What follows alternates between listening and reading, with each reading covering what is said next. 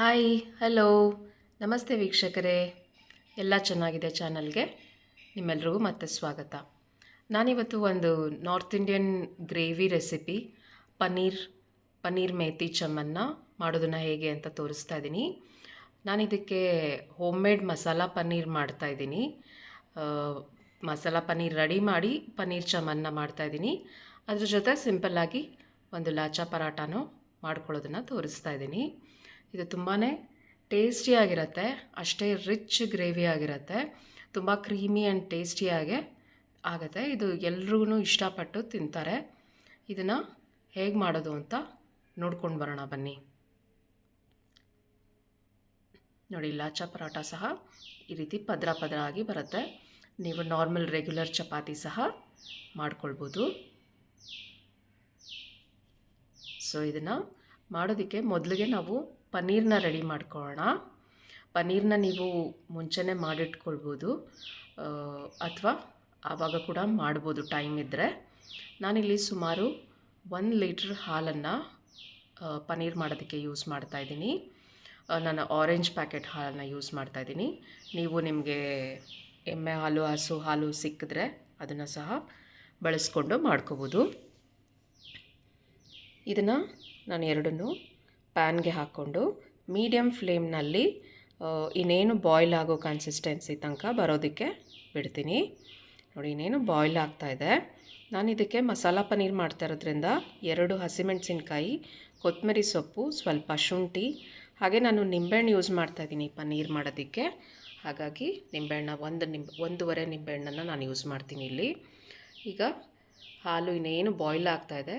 ಅದಕ್ಕೆ ನಾನು 1/4 ಚಮಚ ಉಪ್ಪು, 1/4 ಚಮಚ ಸಕ್ಕರೆನ ಹಾಕ್ಕೊಂಡಿದ್ದೀನಿ.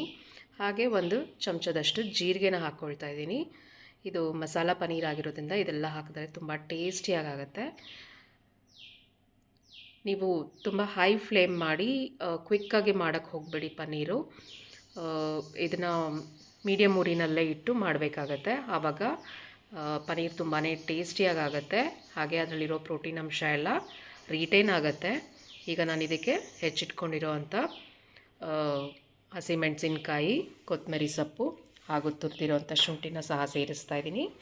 ಇದೆಲ್ಲ ಮಸಾಲ ಕೂಡ ಸ್ವಲ್ಪ ಚೆನ್ನಾಗೆ ಹಾಲಿನಲ್ಲಿ ಬೆರೆತು ಪನ್ನೀರ್ಗೆ ಫ್ಲೇವರ್ ಆ್ಯಡ್ ಆಗೋವಷ್ಟು ಮೀಡಿಯಮ್ ಫ್ಲೇಮ್ನಲ್ಲೇ ನಿಧಾನಕ್ಕೆ ಬಾಯ್ಲ್ ಆಗಲಿ. ತುಂಬ ಬಾಯ್ಲ್ ಆಗೋವಷ್ಟೇನು ಬೇಡ, ಜಸ್ಟ್ ಮೈಲ್ಡಾಗಿ ಬಾಯ್ಲ್ ಆಗ್ತಾಯಿದ್ರೆ ಸಾಕು.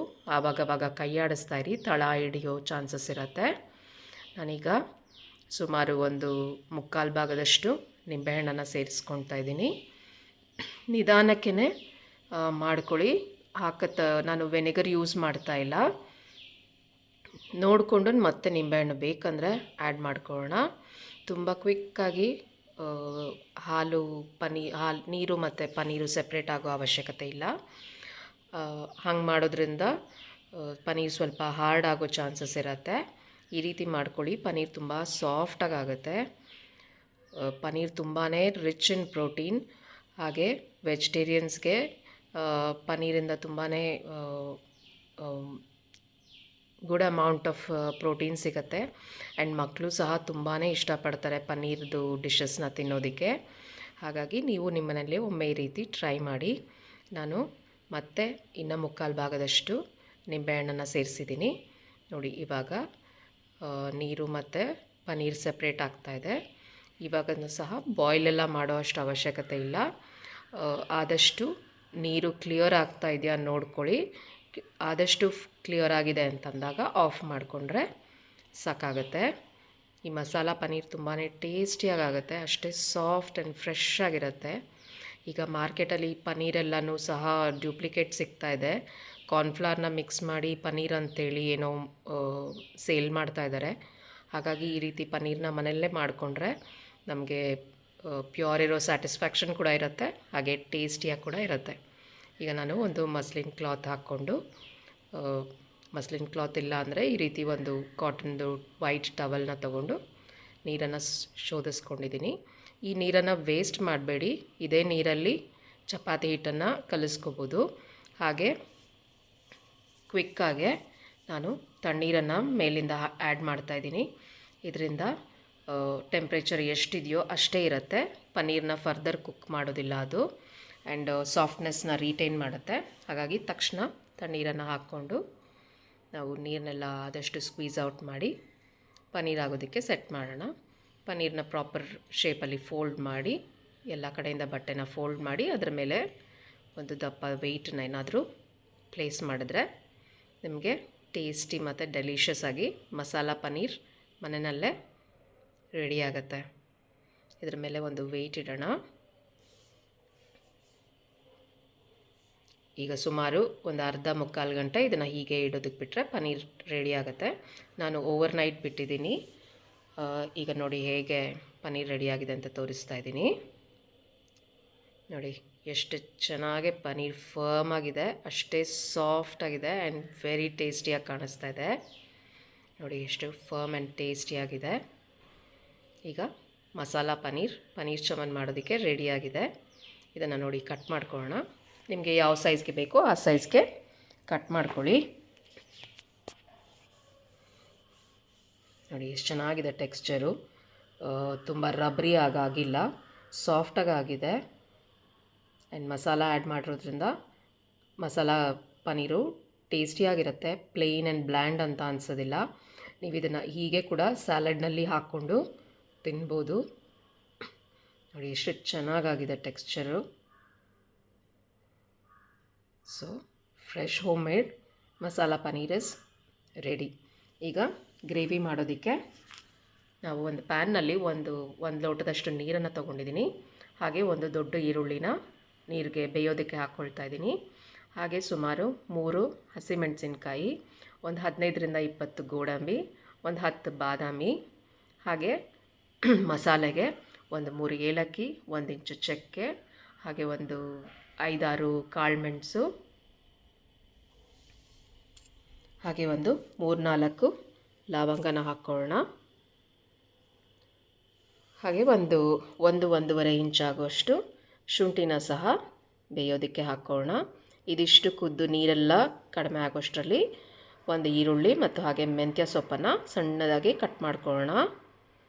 ಆದಷ್ಟು ಸಣ್ಣದಾಗಿ ಕಟ್ ಮಾಡ್ಕೊಳ್ಳಿ. ನೀವು ಚಾಪರಲ್ಲಿ ಸಹ ಮಾಡ್ಕೊಳ್ಬೋದು. ಈ ಗ್ರೇವಿ ತುಂಬ ಕ್ರೀಮಿಯಾಗುತ್ತೆ, ವೈಟ್ ಗ್ರೇವಿ ಇರುತ್ತೆ ಆ್ಯಂಡ್ ರಿಚ್ ಆ್ಯಂಡ್ ಟೇಸ್ಟಿ ಆಗಿರುತ್ತೆ. ಹೆಚ್ಚೇನು ಮಸಾಲ ಎಲ್ಲ ಹಾಕೋಷ್ಟಿಲ್ಲ. ಈಗ ನಾನಿಲ್ಲಿ ಸುಮಾರು ಒಂದು ಚಿಕ್ಕ ಕಟ್ಟ ಅಷ್ಟು ಮೆಂತ್ಯ ಸೊಪ್ಪನ್ನು ತೊಗೊಂಡಿದ್ದೀನಿ. ಮೆಂತ್ಯ ಸೊಪ್ಪು ಎಷ್ಟು ಹಾಕಿದ್ರೂ ಟೇಸ್ಟ್ ಚೆನ್ನಾಗಿರುತ್ತೆ. ಇದನ್ನು ಆದಷ್ಟು ಸಣ್ಣದಾಗಿ ಕಟ್ ಮಾಡ್ಕೊಳ್ಳಿ. ಸಣ್ಣದಾಗಿ ಕಟ್ ಮಾಡಿಕೊಂಡ್ರೆ ಅದು ಗ್ರೇವಿನಲ್ಲಿ ಮಧ್ಯ ಸಿಗೋದಿಲ್ಲ, ಅದು ಅಷ್ಟು ಚೆನ್ನಾಗಿ ಬ್ಲೆಂಡ್ ಆಗಿಬಿಟ್ಟಿರುತ್ತೆ. ಈ ವಿಡಿಯೋ ನಿಮಗೆ ಇಷ್ಟ ಆದಲ್ಲಿ ಲೈಕ್ ಮಾಡಿ, ಶೇರ್ ಮಾಡಿ ಮತ್ತು ನಮ್ಮ ಚಾನಲ್ಗೆ ಸಬ್ಸ್ಕ್ರೈಬ್ ಮಾಡೋದನ್ನು ಮರಿಬೇಡಿ. ಸೊ ಮೆಂತ್ಯ ಸೊಪ್ಪನ್ನು ನಾನು ಸಣ್ಣದಾಗಿ ಕತ್ತರಿಸ್ಕೊಳ್ತಾ ಇದ್ದೀನಿ. ಈಗ ಇನ್ನೊಂದು ಬಾರಿ ಟರ್ನ್ ಮಾಡಿ ಕಟ್ ಮಾಡ್ಕೊತಾ ಇದ್ದೀನಿ.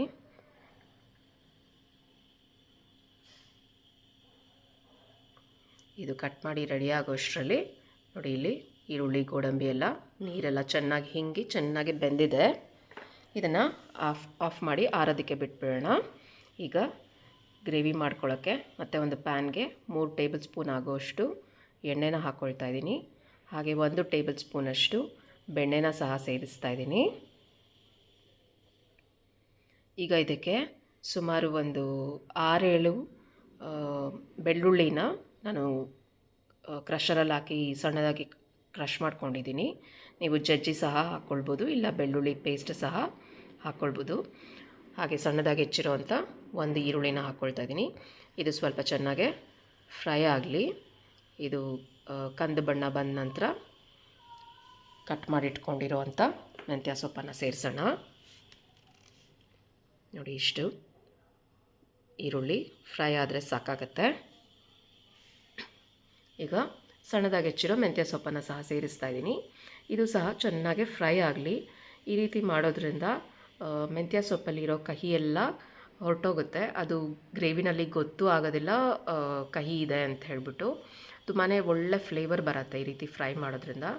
ಮತ್ತು ಸಣ್ಣ ಮಾಡಿಟ್ಕೊಂಡು ಈಗ ಮಿಕ್ಸಿ ಜಾರ್ಗೆ ಗೋಡಂಬಿ ಈರುಳ್ಳಿ ಎಲ್ಲ ಆರಿದೆ ಬೆಂದಿರೋದು, ಅದನ್ನು ಹಾಕ್ಕೊಂಡು ಒಂದು ಅರ್ಧ ಲೋಟದಷ್ಟು ನೀರನ್ನು ಸೇರಿಸಿ ಫೈನ್ ಪೇಸ್ಟಾಗಿ ರುಬ್ಕೊಳ್ಳೋಣ.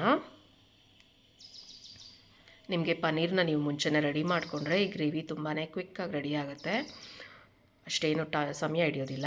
ಈಗ ನಾನು 1 ಟೇಬಲ್ ಚಮಚದಷ್ಟು ಸೋಂಪನ್ನು ಹಾಕ್ತಾಯಿದ್ದೀನಿ. ಮೆಂತ್ಯ ಸೊಪ್ಪು ಸಹ ಚೆನ್ನಾಗಿ ಫ್ರೈ ಆಗಿದೆ. ಸೋಂಪು ತುಂಬ ಇಂಪಾರ್ಟೆಂಟ್ ಈ ಗ್ರೇವಿನಲ್ಲಿ, ಒಳ್ಳೆ ಫ್ಲೇವರ್ ಆ್ಯಡ್ ಮಾಡುತ್ತೆ. ಸೊ ಸೋಂಪನ್ನು ಆ್ಯಡ್ ಮಾಡ್ಕೊಳ್ಳಿ. ಹಾಗೆ ನೀವು ಸೋಂಪು ಪೌಡರ್ ಇದ್ದರೆ ಸಹ ಅದನ್ನು ಕೂಡ ಹಾಕ್ಕೊಳ್ಬೋದು. ಈಗ ರುಬ್ಬಿಟ್ಕೊಂಡಿರೋ ಅಂಥ ಈರುಳ್ಳಿ ಗೋಡಂಬಿ ಪೇಸ್ಟನ್ನು ಸೇರಿಸ್ತಿದ್ದೀನಿ. ಮೀಡಿಯಮ್ ಊರಿನಲ್ಲೇ ಇರಲಿ, ಕೈ ಆಡಿಸ್ತಾ ಇರಿ. ಗೋಡಂಬಿ ಇರೋದ್ರಿಂದ ತಳ ಸಿಯೋ ಚಾನ್ಸಸ್ ಇರುತ್ತೆ. ಈಗ ಮಿಕ್ಸಿಗೆ ನಾವು ಸುಮಾರು 1 ಲೋಟದಷ್ಟು ನೀರನ್ನು ಹಾಕ್ಕೊಳ್ಳೋಣ. ಕನ್ಸಿಸ್ಟೆನ್ಸಿ ನೋಡಿಕೊಂಡು ನೀರನ್ನು ಆ್ಯಡ್ ಮಾಡ್ಕೊಳ್ಬೋದು.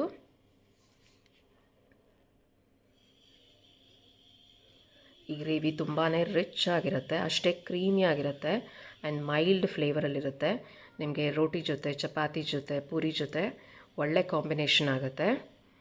ನಾವು ರೆಸ್ಟೋರೆಂಟಲ್ಲಿ ಹೋದಾಗ ಈ ಥರದನ್ನೆಲ್ಲ ತಿಂತಾ ಇರ್ತೀವಿ.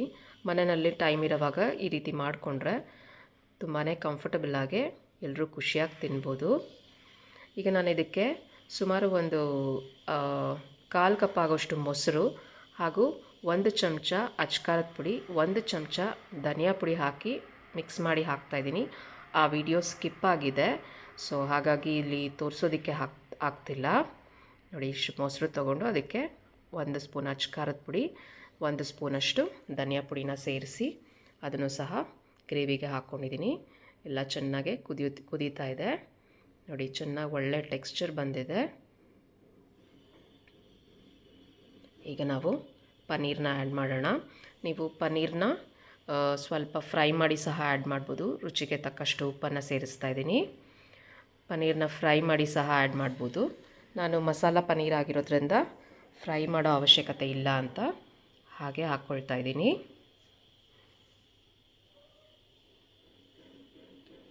ತುಂಬಾ ಸಾಫ್ಟಾಗಿದೆ ಪನ್ನೀರು ಆ್ಯಂಡ್ ಅಷ್ಟೇ ಟೇಸ್ಟಿಯಾಗಿದೆ. ಗ್ರೇವಿನಲ್ಲಿ ಚೆನ್ನಾಗಿ ಬ್ಲೆಂಡ್ ಆಗುತ್ತೆ, ಏನು ಬ್ಲ್ಯಾಂಡ್ ಅಂತ ಪನ್ನೀರ್ ಅನಿಸೋದಿಲ್ಲ. ತುಂಬಾ ಟೇಸ್ಟಿಯಾಗುತ್ತೆ.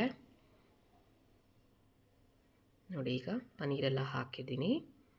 ಈಗ ನೀವು ಕನ್ಸಿಸ್ಟೆನ್ಸಿ ನೋಡ್ಬೋದು, ಪರ್ಫೆಕ್ಟಾಗಿ ಕನ್ಸಿಸ್ಟೆನ್ಸಿಲಿದೆ. ಈಗ ಕಡೆಯದಾಗಿ ನಾವು ಸುಮಾರು 1-1.5 ಟೇಬಲ್ ಚಮಚದಷ್ಟು ಫ್ರೆಶ್ ಕ್ರೀಮನ್ನು ಆ್ಯಡ್ ಮಾಡ್ಕೊಳ್ಳೋಣ. ನೀವು ಮನೆಯಲ್ಲೇ ನಿಮ್ಮ ಹತ್ರ ಫ್ರೆಶ್ ಕ್ರೀಮ್ ಇದ್ದರೆ ಅದನ್ನು ಸಹ ಹಾಕ್ಕೊಳ್ಬೋದು. ನಾನಿಲ್ಲಿ ಅಮೂಲ್ ಫ್ರೆಶ್ ಕ್ರೀಮ್ನ ಬಳಸ್ತಾ ಇದ್ದೀನಿ. ಸುಮಾರು 1 ಟೇಬಲ್ ಸ್ಪೂನಷ್ಟು ಫ್ರೆಶ್ ಕ್ರೀಮ್ನ ಹಾಕ್ಕೊಂಡು ಒಂದು 2 ನಿಮಿಷಗಳ ಕಾಲ ಸಣ್ಣ ಊರಿನಲ್ಲಿನೇ ಮುಚ್ಚಿಟ್ಕೊಂಡ್ರೆ ಪನ್ನೀರ್ ಮೇಥಿ ಚಮನ್ ತಿನ್ನೋದಕ್ಕೆ ರೆಡಿ ಆಗುತ್ತೆ. ತುಂಬಾ ಡೆಲಿಕೇಟಾಗಿರುತ್ತೆ, ಅಷ್ಟೇ ಮೈಲ್ಡ್ ಆ್ಯಂಡ್ ಫ್ಲೇವರ್ಫುಲ್ ಆಗಿರುತ್ತೆ ಈ ಗ್ರೇವಿ. ನೀವು ನಿಮ್ಮ ಮನೆಯಲ್ಲಿ ಒಮ್ಮೆ ಟ್ರೈ ಮಾಡಿ, ಹೇಗೆ ಬಂತು ಅಂತ ಕಮೆಂಟ್ ಸೆಕ್ಷನಲ್ಲಿ ತಿಳಿಸಿ. ನೋಡಿ, 2 ನಿಮಿಷ ಸಣ್ಣೂರಿನಲ್ಲಿ ಇಟ್ಟಾಗಿದೆ. ಕ್ರೀಮಿ ಆ್ಯಂಡ್ ಟೇಸ್ಟಿಯಾಗೆ ಪನ್ನೀರ್ ಚಮನ್ ರೆಡಿಯಾಗಿದೆ. ಇದ್ರ ಜೊತೆ ಸಿಂಪಲ್ಲಾಗಿ ಒಂದು ಲಾಚಾ ಪರಾಟ ಮಾಡ್ಕೊಳ್ಳೋಣ. ನಾನು ತುಂಬ ಏನೂ ಅದರದ್ದು ಪ್ರೊಸೀಜರ್ ತೋರಿಸ್ತಾ ಇಲ್ಲ. ಇಲ್ಲಿ ರೆಗ್ಯುಲರ್ ಚಪಾತಿ ಹಿಟ್ಟನ್ನು ನಾನು ರೋಲ್ ಮಾಡಿ ಇಟ್ಕೊಂಡಿದ್ದೀನಿ. ಅದಕ್ಕೆ 1 ಚಮಚ ಎಣ್ಣೆ ಹಾಗೂ 1 ಚೂರು ಹಿಟ್ಟನ್ನು ಉದುರಿಸ್ಕೊಳ್ಳೋಣ. ಈ ರೀತಿ ಜಿಗ್ಝ್ಯಾಗಲ್ಲಿ ಫೋಲ್ಡ್ ಮಾಡ್ಕೊಳ್ಳೋಣ. ನೀವು ರೆಗ್ಯುಲರ್ ಚಪಾತಿ ಸಹ ಮಾಡ್ಕೊಳ್ಬೋದು. ನಾನು ಸ್ವಲ್ಪ ಡಿಫ್ರೆಂಟಾಗಿರುತ್ತೆ ಅಂತ ಹೇಳ್ಬಿಟ್ಟು, ಸ್ವಲ್ಪ ಫ್ಲೇಕಿ ಆಗಿರುತ್ತೆ ಅಂಥೇಳಿ ಈ ರೀತಿ ಮಾಡ್ತಾಯಿದ್ದೀನಿ. ಈ ರೀತಿ ಫೋಲ್ಡ್ ಮಾಡಿಕೊಂಡು ಚೆನ್ನಾಗಿ ರೋಲ್ ಮಾಡಿ, ಸೊ ಹಿಟ್ಟು ಹಾಕ್ಕೊಂಡು ಲಟ್ಟಿಸ್ಕೊಂಡ್ರೆ ನಿಮಗೆ ಲಾಚಾ ಪರಾಟ ರೆಡಿ ಆಗುತ್ತೆ. ಹಿಟ್ಟು ಆದಷ್ಟು ಸಾಫ್ಟಾಗಿದ್ದರೆ ತುಂಬ ಫ್ಲೇಕಿಯಾಗೆ ಚೆನ್ನಾಗಿ ಬರುತ್ತೆ. ನಾನಿಲ್ಲಿ ಬಳಸ್ತಾ ಇರೋದು ಜವೆ ಗೋಧಿ ಹಿಟ್ಟು. ಜವೆ ಗೋಧಿ ತುಂಬ ಟ್ರೆಡಿಷ್ನಲ್ ಫಾರ್ಮ್ ಆಫ್ ಗೋಧಿ. ಇದರಲ್ಲಿ ಗ್ಲೂಟನ್ ತುಂಬ ಕಡಿಮೆ ಇರುತ್ತೆ, ಗ್ಲೂಟನ್ ಅಂಶ. ಹಾಗಾಗಿ ನಮ್ಮ ಮನೆಯಲ್ಲಿ ಈ ಗೋಧಿ ಹಿಟ್ಟನ್ನೇ ಬಳಸೋದು. ಇದನ್ನು ಈಗ ಆದಷ್ಟು ತಿನ್ನಾಗಿ ರೋಲ್ ಮಾಡಿ, ತುಂಬ ಏನೋ ತಿನ್ನಬೇಕಾಗಿಲ್ಲ, ಮೀಡಿಯಮ್ ತಿಕ್ನೆಸ್ಸಲ್ಲಿದ್ದರೆ ಸಾಕಾಗುತ್ತೆ. ರೋಲ್ ಮಾಡಿಕೊಂಡು ಒಂದು ಪ್ಯಾನ್ನ ಬಿಸಿ ಆಗೋದಕ್ಕೆ ಇಟ್ಕೊಂಬಿಡಿ.